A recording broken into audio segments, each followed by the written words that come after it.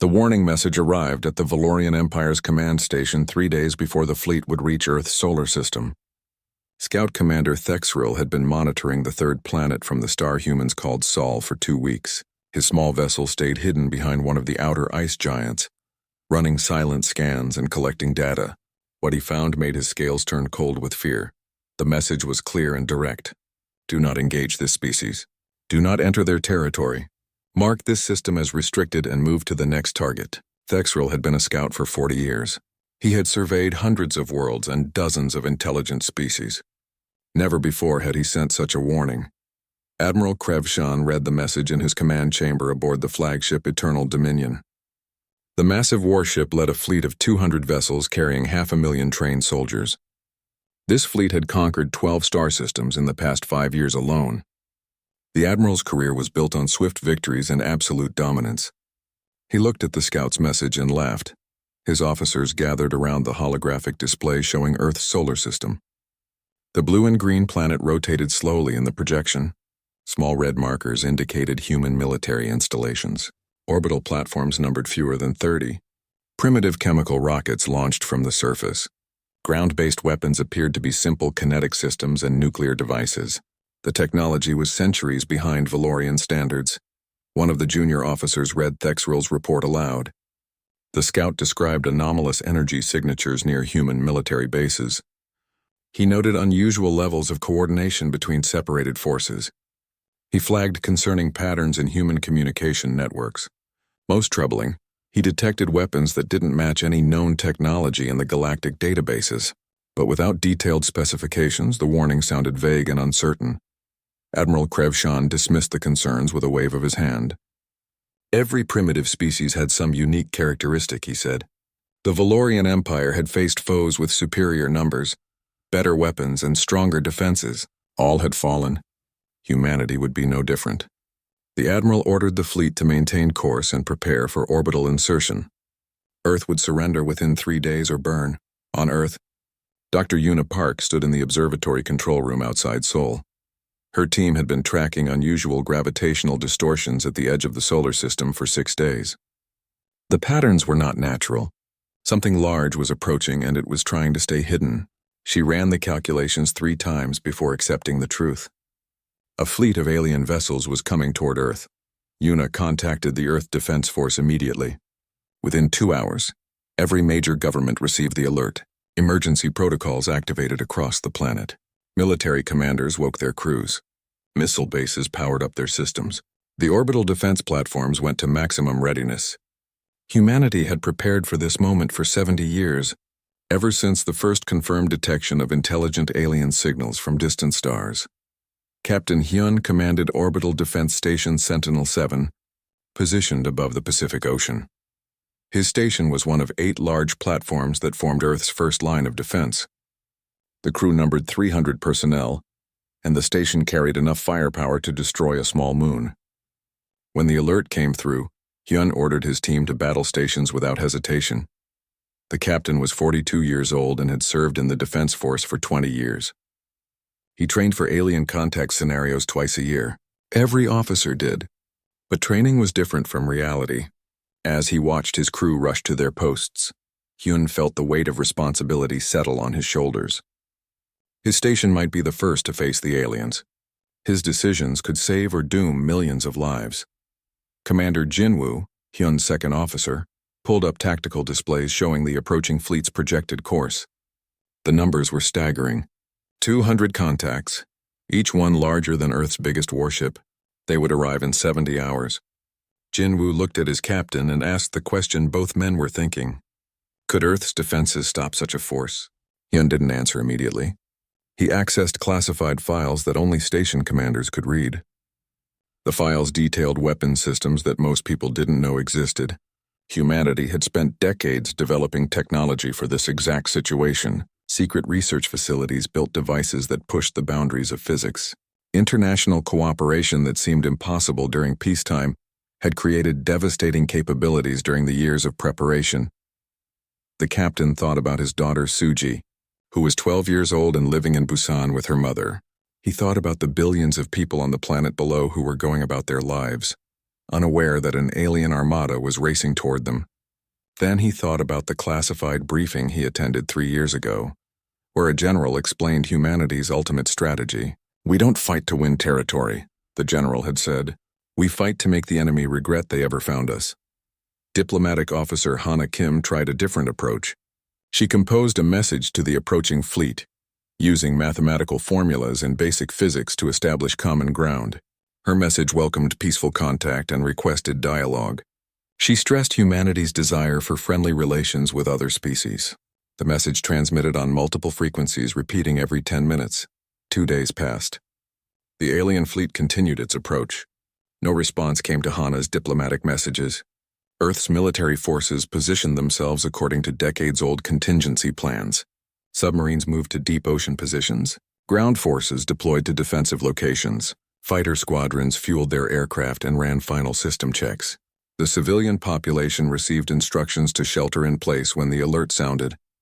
General Nari Song commanded Earth's entire defense force from a bunker beneath the Rocky Mountains. She was 60 years old, stern, and absolutely focused. The general spent her career preparing for this day. She studied every available piece of information about alien technology, gathered from deep space observations. Her strategic planning considered scenarios ranging from peaceful trade to total war. Now all those plans would be tested. Nari watched displays showing friendly force positions across the planet and in orbit. Everything was ready. The hidden weapons stations were powered up but remained dormant. The experimental systems were armed but not activated. Earth would show the aliens a conventional defense first. Only if necessary would humanity reveal its true capabilities. The alien fleet dropped out of faster-than-light travel at the edge of Earth's solar system. 200 massive warships appeared on every sensor screen simultaneously. They arranged themselves in a formation that surrounded Earth's orbital space like predators circling prey. The ships were elegant and powerful, clearly built by a civilization that had mastered interstellar travel centuries ago. Admiral Krevshan stood on his bridge and looked at the image of Earth on the main display. The planet was beautiful, he admitted. Blue oceans and green continents, white clouds drifting over the surface. It would make a valuable addition to the Empire. He composed the standard ultimatum that the Valorian Empire had broadcast to 47 species before. Surrender or face destruction. Humanity had 24 hours to decide. Captain Hyun received the message aboard Sentinel-7. He read the translation 3 times, then forwarded it to Earth Defense Command. The message was clear. The aliens expected humanity to submit without resistance. They considered Earth's defenses insignificant. They believed victory was already certain. The captain looked at his crew. Young men and women from a dozen nations, all working together to protect their homeworld. They were scared. He could see it in their faces. But they were also determined. Humanity had survived ice ages, plagues, wars, and disasters. They had clawed their way from caves to orbital stations through sheer determination. They would not surrender now. General Nari sent her response through Hana's diplomatic channels. The message was brief. You were warned. Do not proceed. Leave our system peacefully and there will be no conflict. But the general knew the aliens would not listen. They had come too far and invested too much to retreat from a species they considered primitive. The countdown began. 24 hours until the ultimatum expired. 24 hours for humanity to prepare for the fight of its existence. The aliens waited in orbit, confident in their power.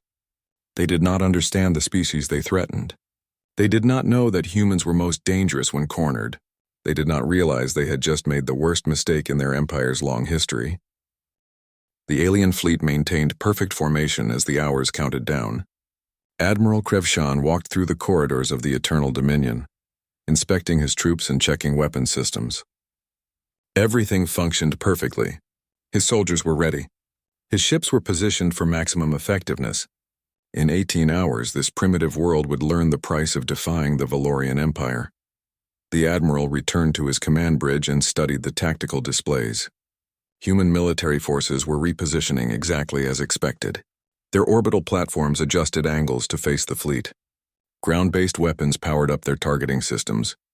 It was also predictable. Every species followed the same pattern when facing superior force. First they tried diplomacy, then they postured with their weapons.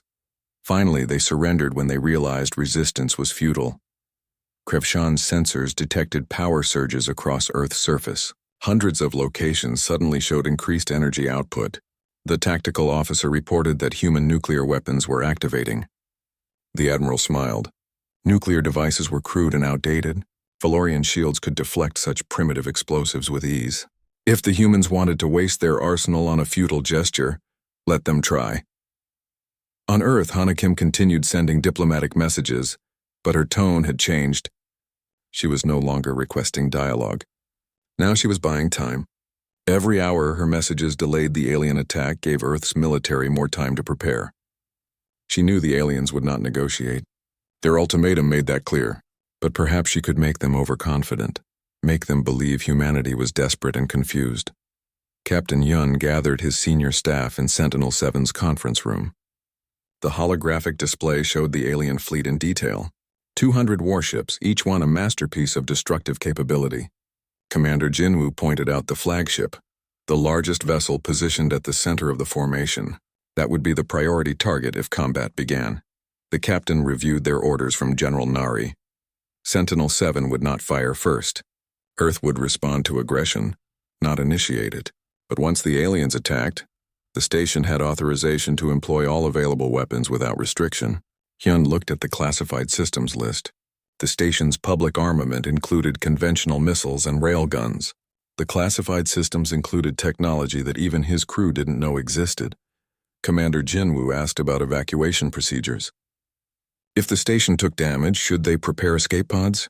Hyun shook his head. There would be no evacuation. Sentinel-7's position was critical to Earth's defense network. They would maintain their post regardless of the cost. Every officer in the room understood what that meant. They might not survive the coming battle, but they would protect their planet with their last breath. Lieutenant Sumi sat in the cockpit of her X-90 fighter, running final system checks. Her squadron was stationed in a hidden bay on the far side of Earth's moon. 12 pilots, 12 experimental fighters, and a mission profile that seemed impossible. The X-90 didn't use conventional rocket engines. Instead, it employed gravity manipulation technology that most scientists thought was decades away from practical application. But humanity had learned to achieve impossible things when survival demanded it. Sumi was 28 years old and had been flying since she was 16. She grew up watching the stars and dreaming of exploring them. Now she prepared to fight among them. Her fighters' weapons were equally unconventional. Focused particle beams that could punch through advanced armor, electromagnetic pulse generators that could disable enemy systems. And if everything else failed, her fighter could ram enemy vessels at velocities that would turn both craft into expanding clouds of superheated gas. Dr. Minho Choi worked frantically in a laboratory 3 kilometers below the Gobi Desert. The Prometheus Initiative was humanity's darkest secret. For 40 years, scientists had researched weaponizing controlled singularities, black holes that existed for fractions of a second but could tear apart anything nearby. The technology was incredibly dangerous. Early tests had destroyed 2 research facilities and killed hundreds of scientists. But they had perfected it eventually. And now 8 singularity projectors were positioned in orbit, hidden among civilian satellite clusters. Minho checked the calculations one final time. Each projector could create 3 controlled singularities before overheating. The targeting system had to be perfect. Deploy a singularity too close to Earth, and the gravitational effects could damage the planet. Deploy it too far from the target, and it would dissipate harmlessly. The margin for error was measured in meters, and the targets would be moving at thousands of kilometers per second. The scientist thought about his son, who was 9 years old and believed his father worked on satellite communications. The boy loved space and wanted to be an astronaut. Minho hoped his son would live to achieve that dream. He hoped the weapons he created would save humanity, rather than doom it. But mostly he hoped he would never have to activate the Prometheus Initiative at all. Engineer Daewon floated in zero gravity outside Sentinel-7, making final adjustments to the station's solar array. The massive panels collected energy from the sun to power the station's systems. But Daewon had spent the past 6 months secretly modifying them. With a few command inputs, the panels could redirect their collected energy into focused beams, capable of melting through starship hulls. The modification was his own idea, proposed during a brainstorming session about unconventional weapons. Command approved it immediately. He finished the work and returned inside the station. Captain Hyun met him at the airlock and asked if the modification was complete. Daewon confirmed it was. The captain nodded and told him to get some rest. The engineer laughed bitterly. Rest was impossible. Everyone aboard the station knew what was coming. They tried to sleep but ended up staring at the ceiling, thinking about their families and wondering if they would see the sunrise again. The hours continued to count down. 16 hours remaining, 14 hours, 12 hours. The alien fleet maintained position, waiting with inhuman patience. On Earth, people gathered with their families. Some prayed to various gods. Others simply held their loved ones close. The governments broadcast messages of unity and determination. "We will not surrender," the leaders said. "We will defend our home." Captain Minji commanded the submarine Dokdo, positioned in a deep ocean trench 5 kilometers below the surface. Her vessel was one of 30 submarines deployed to strategic locations around the globe. Each submarine carried missiles capable of reaching orbit. The warheads were not nuclear. They contained experimental antimatter packages, each one capable of annihilating anything within a kilometer radius. Minji had served in the Navy for 18 years. She had participated in every major exercise and training mission. But nothing compared to this. Her crew of 60 men and women sat at their stations in silence, waiting for orders that might never come. Or orders that would certainly come, depending on how humanity defined optimism in this situation. Gina Lee sat in a climate-controlled room surrounded by computer servers and holographic displays. She led Earth's Cyber Warfare Division, a team of 300 specialists who worked from secure bunkers around the world. Their mission was unprecedented. They would attempt to infiltrate alien computer systems during combat and inject false data, disrupt communications, or even take control of enemy weapons. The challenge was enormous. Alien computer systems operated on completely different principles than human technology. But Gina's team had been studying the alien fleet's transmission since they arrived. They identified patterns and protocols. They found weaknesses in the encryption. When combat began, they would launch the most sophisticated cyber attack in human history.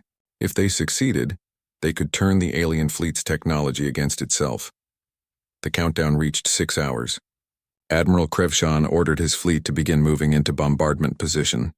The massive warships adjusted their formation, spreading out to cover more of Earth's orbital space. Weapon systems powered up, shields activated. The Admiral broadcast one final message to Earth. This was humanity's last chance to surrender. After this, there would be no mercy. General Nari received the message in her command bunker. She looked at the displays showing her forces, all positioned and ready. She thought about the years of preparation, the resources spent, the sacrifices made. Humanity had bet everything on the belief that they could defend their world against a more advanced foe. Now they would learn if that bet paid off. The general opened a secure channel to all commanders. Her voice was steady and calm. "When the aliens attack," she said, "show them what humanity is capable of. Show them that we do not fear death. Show them that threatening Earth was the biggest mistake they will ever make. Hold nothing back. Fight with everything you have." Captain Hyun listened to the general's words aboard Sentinel-7. He turned to his crew and repeated the message. Then he added his own thoughts. "We are the shield between Earth and those who would harm it," he said. "We stand here not because we want to die, but because we refuse to let others live in fear. Whatever happens in the next few hours, remember that every second we resist is another second our families remain safe." The countdown reached 1 hour. The first Valorian energy beams struck Earth's atmosphere, creating brilliant streaks of light as they burned through the air.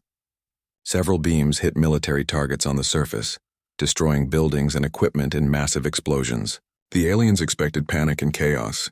Instead, they got coordinated retaliation that defied their understanding of warfare. Orbital Defense Station Sentinel-7 rotated on its axis, bringing its hidden weapon systems to bear. Captain Hyun gave the command to fire. The station's mass driver activated with a deep vibration that shook the entire structure. Tungsten rods, each one weighing several tons, accelerated to incredible speeds using a quantum reactor that generated more power than some small cities. The rods shot through space faster than any conventional projectile. The first rod struck a Valorian destroyer before the ship's crew even registered the threat. The impact didn't explode like a missile. Instead, the kinetic energy released was so massive that the destroyer simply tore apart. Its shields flickered for a microsecond before the rod punched through the hull from bow to stern, splitting the ship in half. Atmosphere vented into space. Explosions rippled through both halves as internal systems failed catastrophically.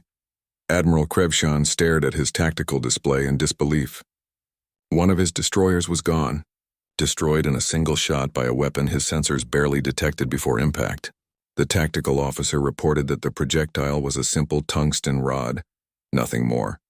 But the speed was impossible. Nothing should accelerate that fast without visible propulsion. Before the admiral could process what happened, Lieutenant Sumi's squadron entered the battle. The 12 X-90 fighters dropped out of their hiding position behind the moon, their gravity manipulation drives allowing maneuvers that violated conventional physics. Sumi's fighter dove toward a Valorian cruiser, spinning through 3 dimensions at once. The enemy tried to track her with their weapons, but she was already somewhere else by the time they fired. Her particle beam lanced out, not targeting the cruiser's hull, but its shield generators. The focused energy burned through the external equipment in seconds. With shields down, the cruiser was vulnerable. Sumi's wingman followed immediately behind her, firing an electromagnetic pulse that scrambled the cruiser's computer systems.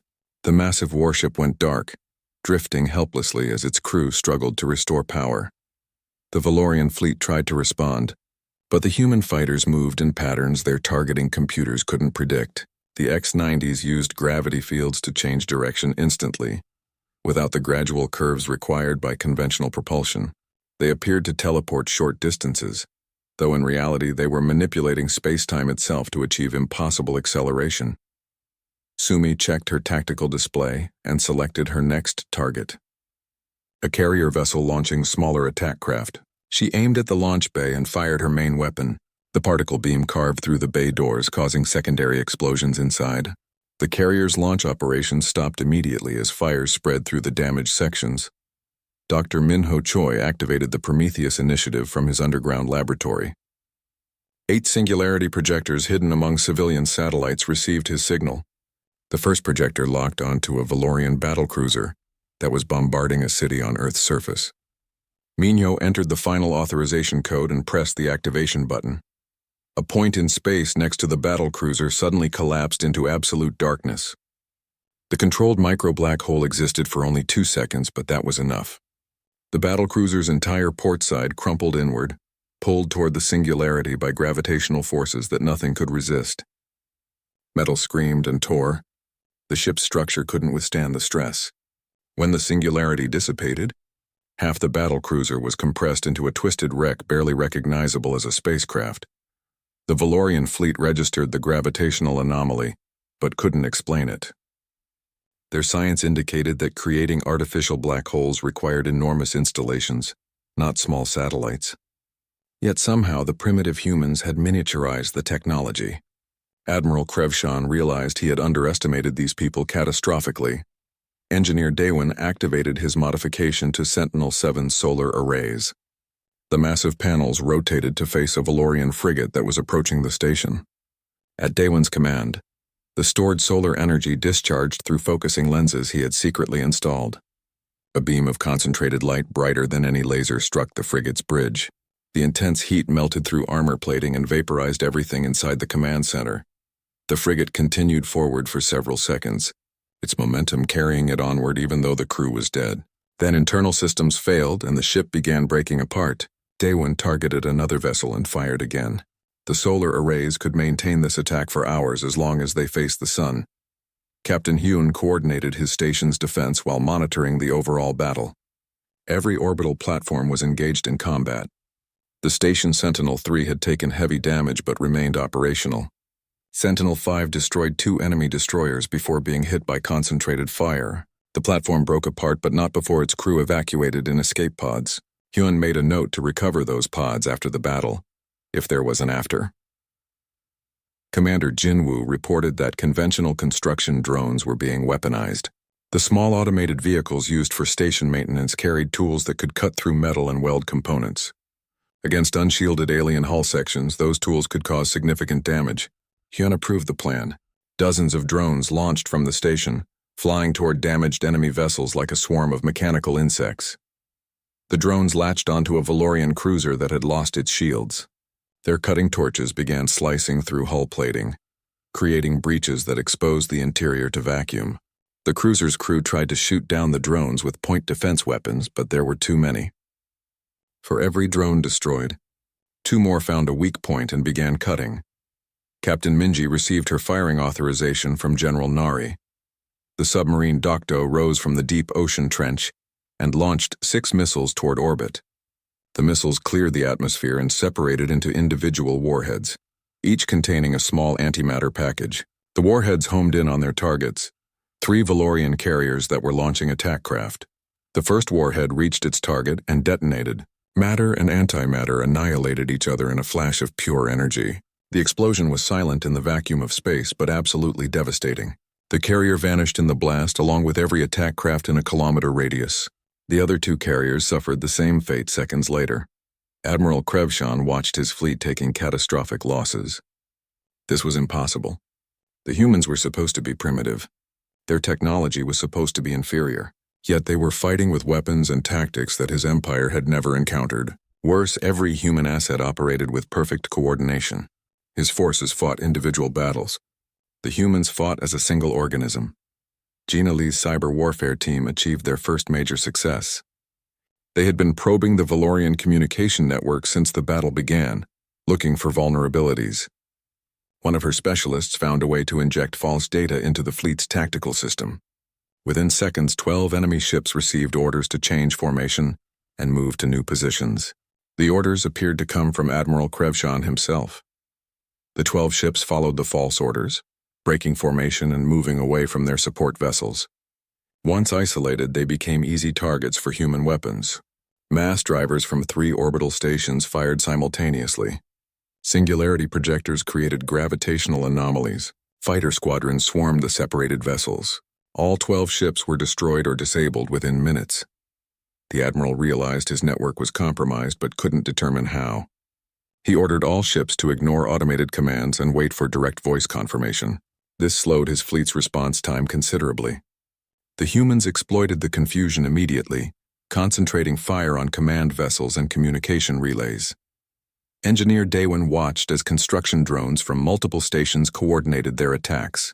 The drones communicated through quantum-encrypted channels that the aliens couldn't intercept or jam. They identified weak points in enemy defenses and concentrated there, acting like a distributed intelligence with thousands of cutting tools. A Valorian destroyer lost all its external sensors to drone attacks, leaving it blind and helpless. Lieutenant Sumi's squadron regrouped behind a disabled alien cruiser, using the wreck as cover while they recharged their weapons. Her fuel reserves were running low, but the gravity drive needed far less energy than conventional systems. She could continue fighting for hours if necessary. Sumi selected her next target and led her squadron back into the battle. The Valorian fleet attempted a ground assault, hoping to overwhelm human defenses by landing troops directly on the surface. 12 troop transports descended through the atmosphere toward remote regions, where they expected minimal resistance. Instead, they found prepared forces with weapons specifically designed for close combat. The transports landed in a valley that seemed uninhabited. Admiral Krevshan stood in the command center of the Eternal Dominion, surrounded by holographic displays showing the catastrophic state of his fleet. 144 ships remained from the 200 that had entered Earth's orbit with such confidence. The dead numbered in the tens of thousands. Worse, the humans showed no signs of weakening. If anything, their attacks were becoming more coordinated and effective. The Admiral faced an impossible choice. Retreat would mean admitting defeat to a species the Empire considered primitive. His career would end in disgrace. The Empire's reputation for invincibility would suffer permanent damage. But continuing the assault meant accepting losses that would cripple the fleet. Already he had lost more ships in one day than in the previous 5 years of conquest combined. He chose to continue fighting and called for reinforcements. The nearest Valorian battle group was positioned 3 star systems away. They could arrive in 36 hours if they left immediately. The Admiral sent the request, describing the situation as a temporary setback caused by unexpected resistance. He claimed victory was certain once reinforcements arrived. The lie tasted bitter, but he saw no alternative. The communication traveled through quantum channels that connected the Valorian fleet across vast distances. What Admiral Krevshan didn't know was that human cyber warfare specialists had infiltrated those channels weeks ago. When Captain Hyun's team captured several Valorian scout drones months earlier, they had secretly installed monitoring devices before releasing them. Those devices gave Gina Lee's team access to alien communication networks. Gina read the intercepted message requesting reinforcements and immediately understood its significance. The aliens were calling for help. That meant they recognized the threat humanity posed. She crafted a response that appeared to come from Valorian High Command. The false message approved the reinforcement request, but provided incorrect coordinates for the rendezvous. Any ships following those coordinates would arrive at the edge of the solar system, far from Earth's orbit. More false messages followed. Orders directing groups of alien ships to reposition away from each other. Reports of human weakness in sectors that were actually heavily defended. Communications breakdowns that prevented different parts of the fleet from coordinating effectively. The Valorian command structure began fragmenting under the weight of contradictory information. On Earth, civilian scientist Taman volunteered for Operation Lighthouse. General Nari had proposed a desperate plan. Load a stealth shuttle with nanite swarms programmed to dismantle spacecraft from within, then fly directly into the Valorian flagship's docking bay. The mission was effectively suicide. The pilot would have seconds to deploy the nanites before enemy security systems detected the intrusion. Taman was 46 years old and had worked on nanite technology for 20 years. He had no military training and had never flown in combat, but his daughter served aboard Sentinel-5, the orbital platform that was destroyed 8 hours earlier. She was among the crew who didn't make it to the escape pods. When General Nari requested volunteers for Lighthouse, Taman stepped forward without hesitation. The stealth shuttle launched from a hidden facility in the Himalayas. Its hull absorbed radar and heat signatures, making it nearly invisible to sensors. Taman piloted the craft manually, flying through debris fields from destroyed ships. Bodies drifted past his cockpit window, both human and alien. He focused on his mission and tried not to think about what those bodies represented.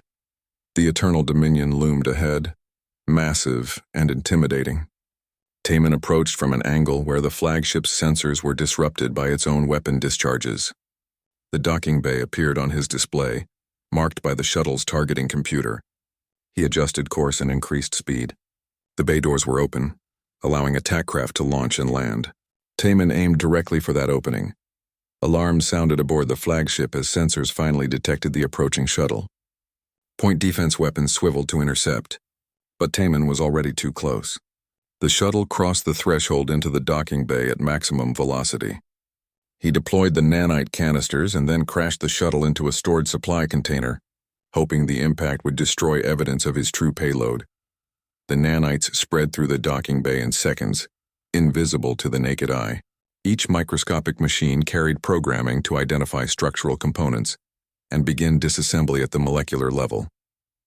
They replicated themselves using material from the ship itself. Within minutes, millions became billions. Billions became trillions. The flagship's hull began decomposing from the inside out. Admiral Krevshan felt the first tremor through the deck plating. His tactical officer reported strange readings throughout the ship. Structural integrity was failing in multiple sections.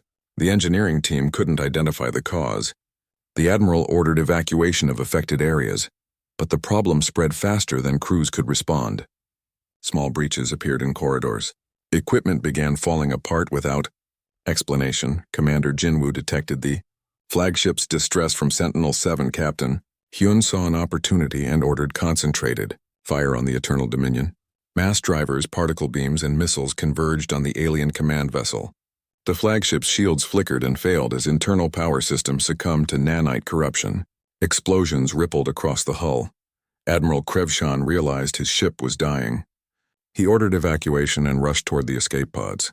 Around him, the corridor walls were literally disintegrating. Crew members ran in panic as sections of the deck collapsed beneath them. The admiral reached a pod and launched just as a massive explosion tore through the engineering section. The Eternal Dominion broke apart in a cascade of secondary detonations. Captain Hyun watched the flagship's destruction and allowed himself a moment of grim satisfaction. The alien commander had learned the cost of threatening Earth. But the battle was far from over. 137 enemy ships remained operational. Human forces had also taken severe losses. 8 orbital platforms destroyed, 12 fighter squadrons decimated, and ground casualties mounting from continued bombardment. The reinforcement fleet arrived at the edge of the solar system, following the false coordinates provided by Gina's cyber warfare team. 68 additional Valorian warships dropped out of faster-than-light travel, expecting to join their comrades in Earth's orbit. Instead, they found themselves alone in empty space, far from the battle. What they did find were automated weapons platforms. Humanity had secretly colonized the asteroid belt over the past 30 years, disguising mining operations as civilian ventures. Those mining facilities doubled as military bases equipped with weapons powerful enough to defend against interstellar threats. 300 automated platforms surrounded the confused reinforcement fleet. The platforms opened fire simultaneously, missiles launched from concealed bays hidden in asteroid surfaces. Railguns mounted on spinning rocks fired streams of projectiles. Energy weapons powered by fusion reactors carved through enemy shields. The reinforcement fleet tried to return fire, but found themselves caught in a crossfire from every direction. The Valorian ships attempted to form a defensive formation, but the platforms attacked from too many angles. Asteroids themselves became weapons, their orbits altered to ram into enemy vessels. The reinforcements fought desperately, destroying dozens of platforms. But for every platform eliminated, 2 more adjusted position and continued attacking. In Earth's orbit, the original Valorian fleet received garbled transmissions from the reinforcements requesting assistance, but they were too engaged with their own survival to help. Lieutenant Sumi's squadron had been reinforced with fresh pilots and was wreaking havoc among the alien cruisers.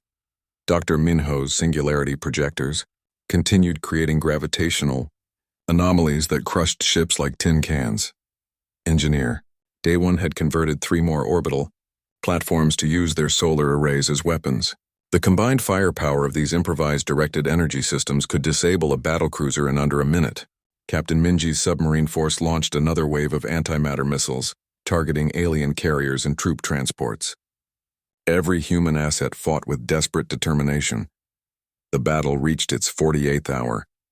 The Valorian fleet in Earth's orbit was reduced to 96 operational ships. The reinforcement fleet at the asteroid belt had lost 40 vessels and was retreating toward the outer solar system. Total alien casualties exceeded 110,000 soldiers and crew. The Valorian Empire's invasion force was collapsing. Acting Valorian Commander Admiral Thaxaril, who assumed control after Krevshan's death, faced the reality that his predecessors refused to acknowledge. These humans were not primitive. They were survivors from a harsh world who had learned to fight with every resource available. Their technology was different but not inferior. Most importantly, they refused to surrender regardless of casualties. Thaxaril had been the second officer aboard the Eternal Dominion. He watched the flagship die from an escape pod. Now aboard a cruiser designated as the new command vessel, he studied tactical reports that painted a clear picture. Humanity had more weapons still unused. More platforms were launching from the surface. The Valorian fleet retreated beyond the heliopause, the boundary where the sun's influence faded into interstellar space. 156 ships from the original invasion force of 200 had been destroyed or damaged beyond repair. The survivors limped away from Earth's solar system, their hulls scarred by weapons they never expected to face. Acting Admiral Thaxaril stood on the bridge of his temporary flagship and composed the most difficult report of his career. The report detailed every aspect of the failed invasion. The human weapons that operated on principles the Valorian Empire didn't understand. The coordinated defense that treated billions of individuals as a single organism. The willingness to sacrifice lives and equipment to protect their homeworld. Most troubling was the conclusion Thaxaril reached after analyzing all available data. Humanity was more dangerous than any species the Empire had encountered in 3,000 years of conquest. Back on Earth, the emergency alerts finally stopped. People emerged from shelters to find their world still intact. Cities had suffered damage from orbital bombardment, but the destruction was limited to military targets. The alien fleet had tried to break human will through terror, but instead they united humanity in ways peacetime never could. Every nation, every culture, Every group that once fought each other now stood together against the external threat. Dr. Una Park returned to her observatory outside Seoul. The facility had taken minor damage from debris falling from orbit. Nothing that couldn't be repaired. She accessed the astronomical data collected during the battle and began analyzing it. The readings confirmed what military scientists suspected. Human weapons had performed beyond expectations. But more importantly, the aliens had shown vulnerabilities that could be exploited in future encounters. Una compiled her findings into a detailed report. The alien ships relied heavily on energy shields that were effective against conventional weapons, but struggled with unexpected attack vectors. Their communication systems used quantum encryption that could be infiltrated with the right approach. Their tactical doctrine assumed technological superiority and became confused when facing innovative tactics. The report concluded that humanity could defend against future invasions if they continued developing unconventional weapons and tactics.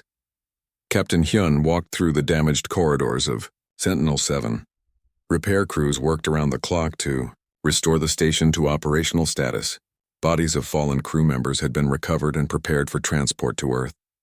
47 people under his command had died defending their world.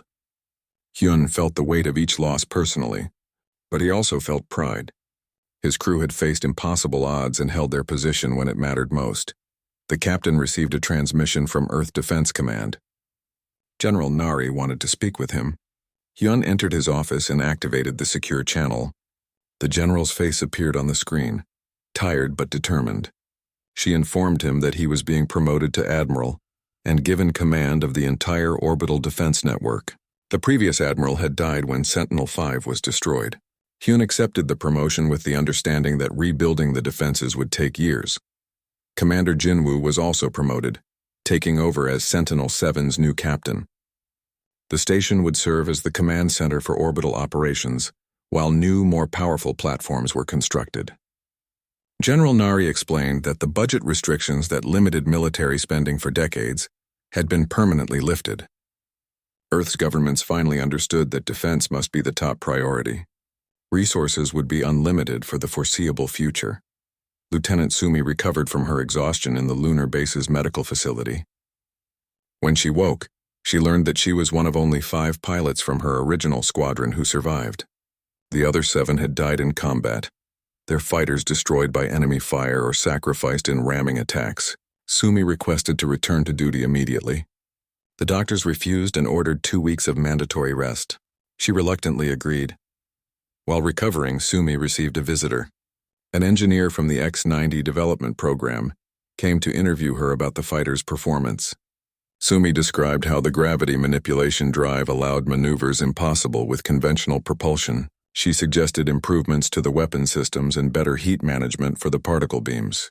The engineer took detailed notes and promised the next generation of fighters would incorporate her recommendations. Dr. Minho Choi shut down the Prometheus initiative after the battle ended. The singularity projectors had performed perfectly, destroying multiple alien capital ships. But the technology remained incredibly dangerous. Minho advocated for strict controls on who could access it. The weapons should be maintained and ready for future threats, but never deployed except in cases of planetary defense.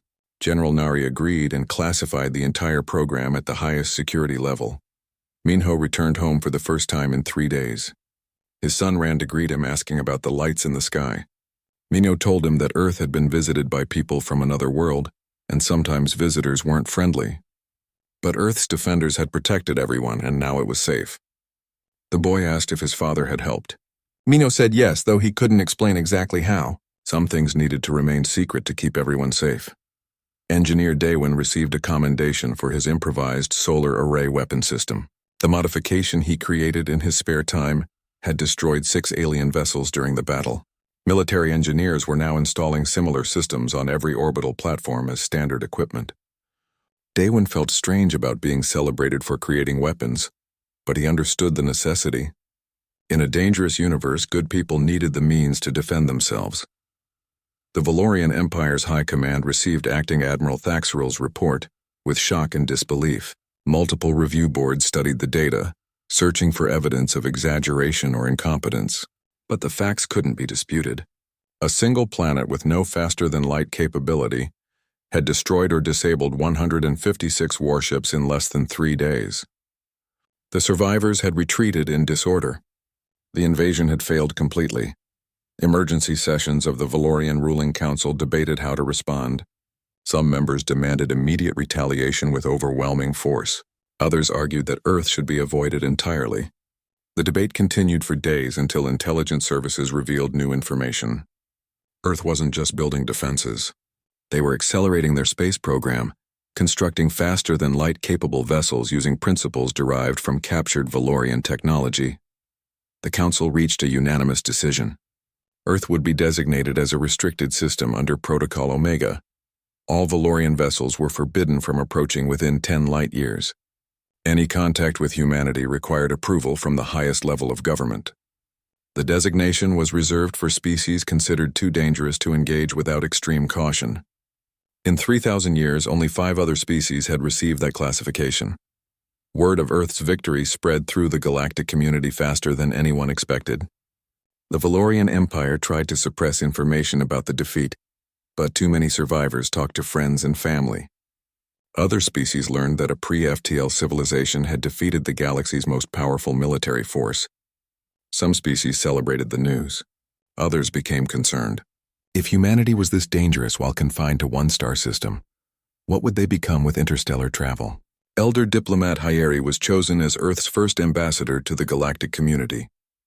She was 68 years old, spoke 7 languages, and had spent her career negotiating treaties and resolving conflicts. General Nari briefed her on the political situation. Earth needed allies but couldn't appear weak. The galaxy had to understand that humanity sought peace, but would respond to threats with overwhelming force. Hyeri traveled to a neutral space station called the Confluence, where dozens of species maintained diplomatic presence.